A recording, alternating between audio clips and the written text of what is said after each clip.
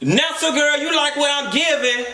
I wanted to give some drama, honey, because things got a little deep and down on that previous call, so I had to change my blouse. And you see, I just put a little drama around here. Real pretty fish down here, drama around here for this drama-filled ass show. Girl, did you get into Love and Hip Hop Miami? Now, here's the thing. I ain't even gonna lie to you. I made it a point of mine, because I am from Miami, Florida, to give Love and Hip Hop Miami a pass on a lot of things in the earlier episodes, just to give them an opportunity to get it going.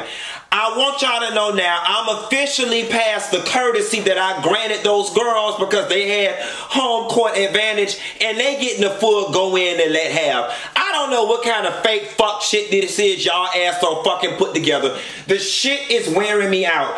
I'm kind of with a lot of the other people now that was like, you could have went and got a whole lot of other damn people to be on this damn show. The thing that's killing me the most is, I know that y'all are smart and y'all are better at this than we are. So did y'all interview a lot of people and this was just the best you could find? I'm really confused. I'm over all the fake scenes with Bobby Lights in particular. When him and Tip was sitting down talking, it was just so inauthentic, ingenuine, non-natural, and it was even worse when Bobby and Jeffrey met down to that cave and they was down there having that conversation about a whole lot of nothing. When it comes to Jeffrey, all we want to see him do is be quiet nakedly, okay? Just sit quiet nakedly, okay? If that's your boyfriend, if that's your boyfriend, if that's your boyfriend, he won't be tonight if he sit there quiet nakedly. Because I snatch his ass up and do all kind of things to him, be in there just fucking the shit out the little boy, having him singing his daddy songs. Let it go, let it go. If a hoe wanna holler, nigga, let it go. Whole problems ain't no problems. Don't hate the game because it ain't gonna solve them. It ain't, okay? And being fake ain't gonna solve it either. And the thing that wore me out the most, is it me? Or when Jeffrey was at the boxing ring, they looked like Mona and them was getting ready to do a Baps remake. I'm just like, who the hell is this Natalie DeSalle and Holly Berry looking ass hoes from Baps? Mama hair was Bap, eyes was Bap, vernacular was Bap, makeup was too light, which equals Bap, body just Bap, just everything about it was what? Bap. Okay, shout out to Stroke Corleone and his family. All of us went to school together. His family stayed over there. My mama stayed at 47 Avenue Apartments. Shout out to the whole 47 Avenue Apartments. I loved how they factored in something that was really deep to the Miami streets, made it part of their story, gave a little honor and tribute to Stro. So shouts out to them for that. I will say, in that scene when they went to the boys' tomb and then they went back down to the Tropicana bar, Kiara was giving Gunplay some real solid advice about this is not the time for you to be trying to, you know, fall off and be going through. Your buddy is dead. He will want you to move on, stay focused. I got a real sense of who Kiara is and who she is to Gunplay and how critical her role is. And I appreciated that it was real versus that bullshit about Tip Drill trying to eat her hamburger. Joy, what the fuck kind of hell was that you was over there doing? Let me tell you something, Joy. Fuck being a licensed cosmetologist. You didn't even come off as an unlicensed cosmetologist. Joy was just sitting there, just grabbing the hair, talking. She didn't know what other utensils to use other than that cold ass curling iron and that petty ass comb she had. I'm like, Joy, you wasn't sewing shit. You wasn't putting no edge control on Trina's hair. You wasn't flat ironing the part. The hair came fresh out the pack straight. The hair came out the pack straight. So there was no workstation by you. You was pulling utensils out the sky. Like, I just really did not understand what was going on. And instead of the people just saying you a maid woman, you a kept woman, you don't do shit, now you magically over here doing hair with cold utensils. Okay, girl, we gonna let you have it, honey. Mama wasn't even dressed to do work, to do no damn hair. But if you want to play in somebody's head, go over there and play in Shay head, because God knows those wigs are atrocious. Like, and here's the sad part. Me and my homegirl was talking to me and my see, it was upsetting me and my homegirl Okay? Because if you can't go to Joy and get your hair done, where the hell could you go? It was upsetting me and my homegirl that Shay actually looks better without all the pomps and circumstance. She don't need the hair, especially the blonde, yet alone the makeup. I saw some pictures of Shay on Instagram doing her Shay Fit stuff, and she looked so much better with the wig on, with the basketball hat pulled to the back, with a light beat than she do with all this clownage and caricatures she doing. Like, Shay, you making... The way they are fixing or gluing the wig up right here to the, something just ain't right, okay? And you know, and it's something you should know. It's something in my heart, and it's on my heart to tell you, let it go, let it go. If your wig look raggedy, let it go. Hair problems ain't no problems. Don't hate Joy, because she ain't gonna solve them. When you gonna learn, you gotta let that motherfucker go. And let a hoe be a hoe. Because hoes come a dime a dozen. What you was nigga hard up for loving. Pushing and shoving about some woman. And that's what they on here doing, Lord. Shouts out to Scrappy, who back on the scene with Shay. Pushing and shoving about some woman. What it is, nigga, you hard up for loving. Gotta find my way back. Quiet as it's kept. I thought JT Money and Jaheim was the same person once upon a time. But don't judge me. My wig was on too tight. Prince and Malik conversation. For once, I'm not about to go in nor let have on Prince and Malik. I actually enjoyed the conversation with Prince and Malik. It was very organic, and I think what I enjoyed about it the most is, although Malik may have been reenacting a conversation he's had with his friends prior in life, he was able to pull from a real place and it was authentic. Prince, tonight is the first night I've liked you since this whole thing has started. And here is why. You dropped that annoying kid brother act and you were just a real dude. Especially when you were in your confessional speaking about how you kind of already knew Malik was gay. You really didn't care and you're ambivalent to the situation. And you get 10 points for ambivalent because during that segment of your confessional, I saw that, you know what? When this boy is not in character, he's actually a smart young man. You already cute. Prince, you cute as shit. Can't nobody take that from you. And, you know, if you drop that annoying kid brother thing, you might, you know, be sexy. I might let you pull these panties to the side and slide through if you ready. I know you young, but are you ready? Cause baby, this some grown woman tease over here, baby. I wear a slip under my dress to skirt. I mean, I wear a slip under my dress to church. Okay? And this drama around here, baby. Grown lady, baby, with grown lady bills. Trust. Nonetheless, this ain't my Tinder application to Prince. I just like them a lot. Veronica and Jojo. Y'all already know, from the Love and Hip Hop Miami franchise, I go up for Amada La Negra. I love Veronica Vega because of her attitude, baby. When that bitch looked at Jojo and basically said, you can't pop off because your dress too tight, I was like, bitch, and I'm not gonna lie to you. I do be feeling like Jojo be jamming and squozing her body in them damn clothes. In those jeans, pretty fly, looking scrumptious. Tell me, is there any more room for me? Nope, bitch, because I jammed all this body in here in the first place. Jojo looked like she need help getting in her clothes and even more help getting out. Okay, okay. Veronica said no because your dress too damn tight. But I'm going to tell you what I like about that scene.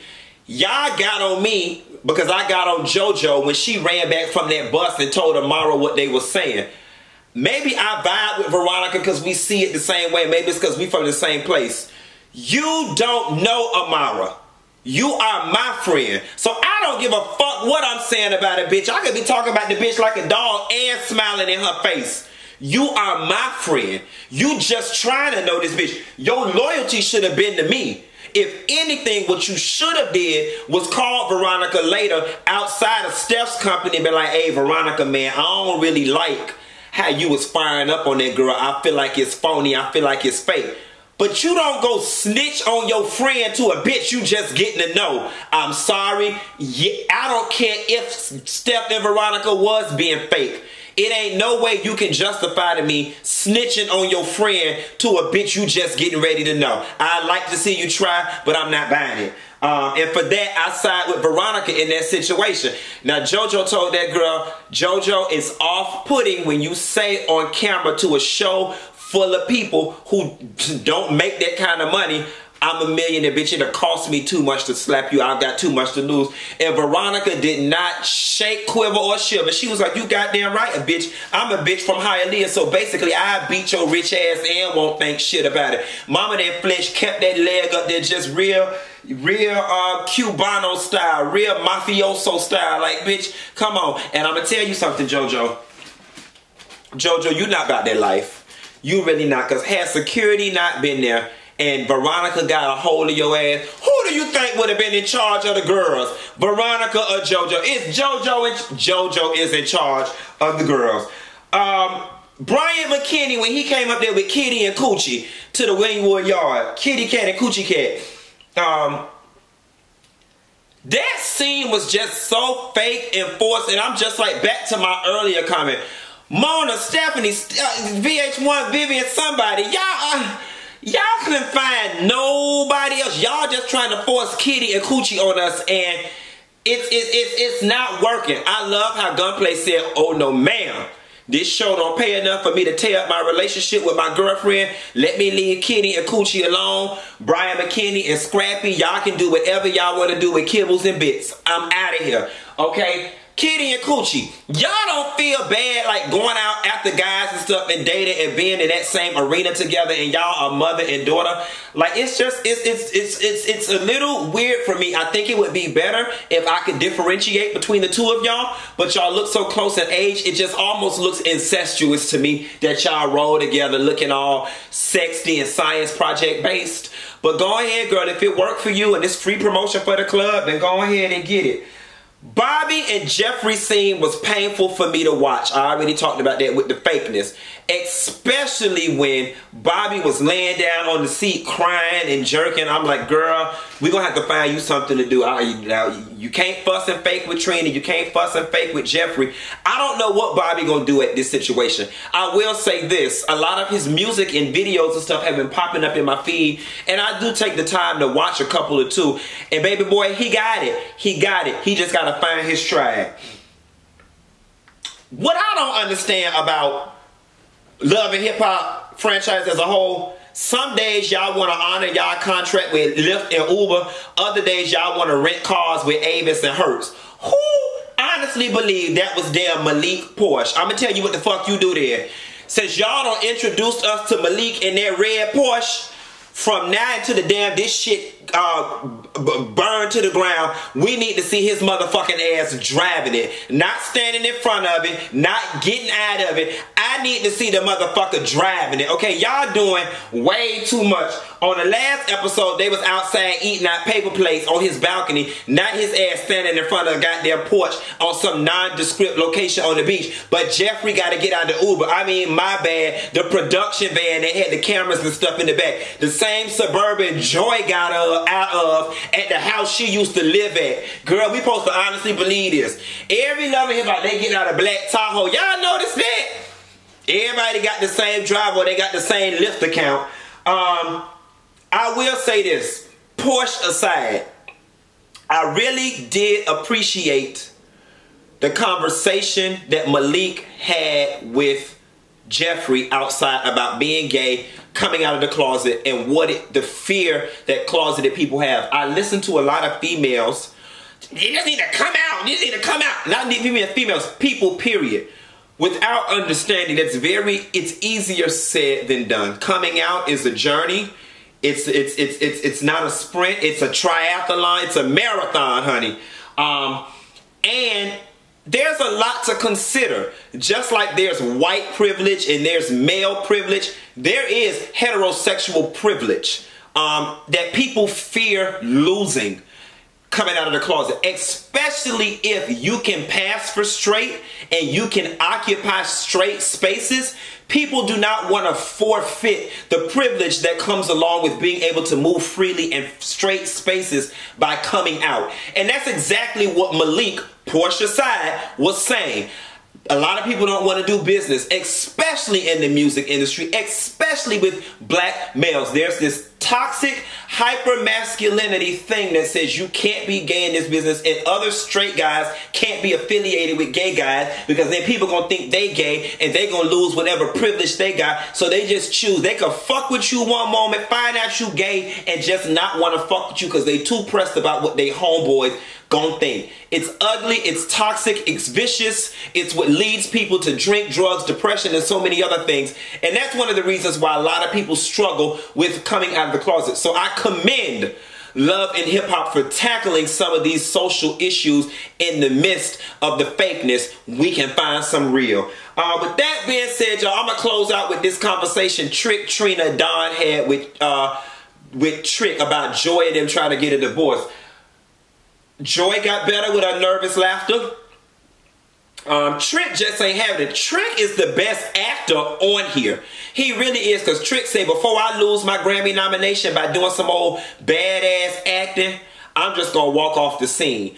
But y'all really need to find Trina, Joy, Don, all them hoes something to do. Something to do, or edit their ass out the rest of it. We get it. You use them to lure us in, but they ain't talking about shit. So unless Trina finna tell us about how she was eating Missy pussy and fucking Lil Wayne at the same time and all this other little stuff like that. See, that's the shit we want to know, bitch. That's the shit we want to know. We don't really care about her being the mediator between Trick and Joy and a marriage that they know been over and the universe know been over, okay?